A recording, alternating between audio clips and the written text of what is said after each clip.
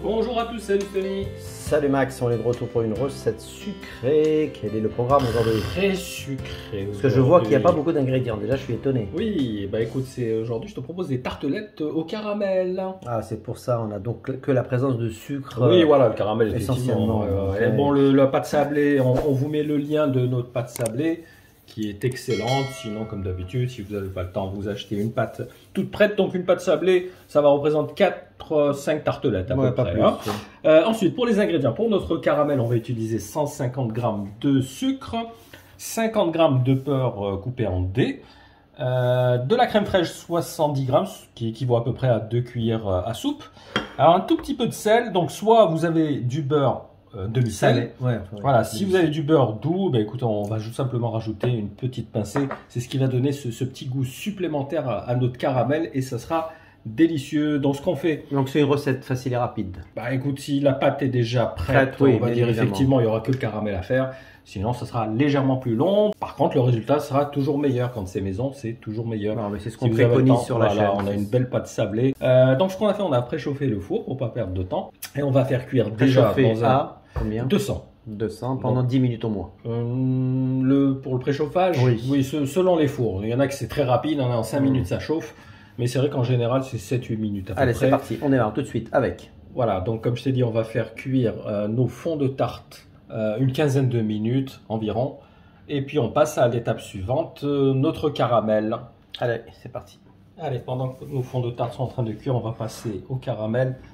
Donc, on met notre sucre dans une poêle anti-adhésive de préférence. On va rajouter un tout petit peu d'eau, donc l'équivalent, on va dire, de 2 cuillères à soupe d'eau. Voilà, on va la mettre sur le feu pour que le sucre commence à fondre. Dès qu'il va fondre, on va rajouter ensuite le beurre et la crème. Donc on attend qu'ils fondent et qu'ils prennent une jolie couleur ambrée. Donc on mélange un petit peu avec une cuillère en bois. Pas de métal, hein. Toujours du bois. Alors tu vas commencer à sentir une bonne odeur de caramel. De toute façon, ça y est. T'as vu? Mais il n'est pas encore fondu là. Hein. Non, c'est le début. C'est le début du processus. Voilà. Tu vois, ça commence à fondre. Là, on va rajouter hors feu le beurre.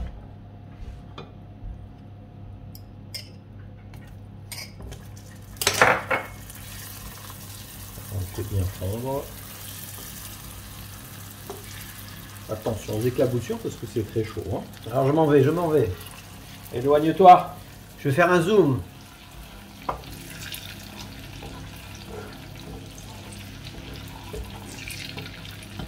Alors on va rajouter la crème.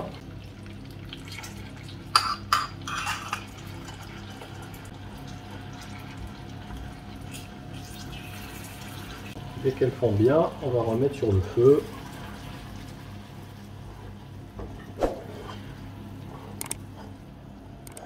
Alors, on remet légèrement sur le feu pour faire fondre les derniers cristaux. Parce que forcément, dès qu'on met la crème, ça cristallise légèrement. Et voilà, tu vois, on a un joli caramel. On va légèrement laisser refroidir le temps que le fond de tarte soit cuit. Allez, pendant que c'est encore chaud, on va juste rajouter une autre petite pincée de sel. Normalement, c'est toi qui rajoutes ton grain de sel là, non? Habituellement, ouais, mais c'est pas trop apprécié. Allez, on le fait bien fondre.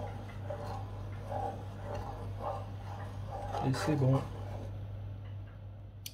Et voilà, donc nos fonds de tarte, donc ils ont cuit entre 10 et 15 minutes à vérifier, voilà, qu'ils aient une jolie couleur dorée. Puis on les laisse refroidir, forcément, avant de les garnir. Et là, on va tout simplement les garnir avec le caramel. Ça rappelle, tu sais, les biscuits, là, les biscuits au caramel. Oui, il y a des petites tartelettes comme ça au caramel, exactement. C'est le même principe, un petit peu. Voilà, on va continuer à les garnir.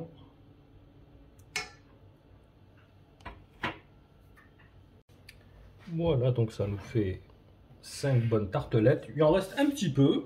Donc moi ce que je vous conseille, c'est de faire de jolies coupes de glace vanille. Hein, et de bien les napper avec ce joli caramel. Donc on met de côté ce caramel. Oui, on peut le garder sans problème. On met au frais, c'est ça. On le met au frais, donc forcément il va durcir au frais. Donc vous le réchauffez, il redevient liquide. Et voilà, vous avez un vrai caramel pour des desserts, pour des glaces, pour des tartes, pour plein de choses. Ce qu'on va faire, on va les mettre au frais pour que le caramel durcisse et puis on finalise notre recette. À tout à l'heure. Et voilà, ils ont refroidi, le caramel a figé. Regarde, regarde, miracle, ça ne coule pas. Évidemment, c'est du caramel. C'est terminé une fois que c'est... Oui, on l'a laissé 1 heure, voilà, il a bien figé. Donc si on le laisse moins, ça le fera pas, c'est ça? Bah, il sera toujours un petit peu coulant, il faut vraiment qu'il soit... Bon, donc finalement, ce n'est pas une recette facile et rapide.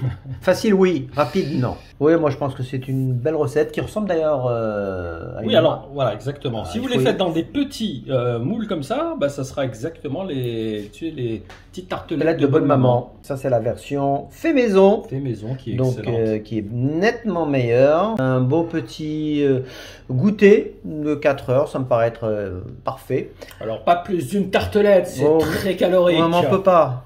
J'ai déjà essayé, c'est terrible. Ou alors, ça cale. 2 tartelettes, mais 1 heure de footing. C'est noté. Merci Max pour cette recette. Nous on se donne rendez-vous dans quelques jours pour la recette salée. N'hésitez pas à liker, commenter et à partager, ça nous aide beaucoup. Merci de nous suivre et d'être fidèles. À plus. Et vite les amis. Ciao.